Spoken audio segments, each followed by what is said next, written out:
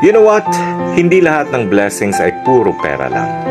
Ang problema kasi natin, kapag sinabing blessing, pera agad ang nasa utak natin. Pera ang ating batayan for a successful life. Yung pera lagi ang dahilan for our happiness in life. Oo naman, di ba?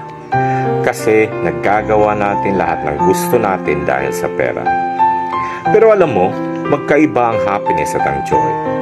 Kasi ang happiness always requires happiness para magiging happy ka. Like for example, inaantay mo lagi ang sweldo para may pera ka. Kumain, bumili ng gusto mo, makagala kasama ang kaibigan at uminom. And after that, mag-aantay ka na naman sa susunod na sweldo kasi ubos na ang pera mo. Feeling empty na naman ang pakiramdam mo. Samantalang yung joy, iba. Kasi it's a state of being. It's a fulfillment, contentment. Andyan yung blessing ng buhay, buo ang pamilya, walang mga sakit, may iilan pero totoong kaibigan, bagong mga opportunities at memories in life. And that's life, more than just money. Kaya, be grateful to God.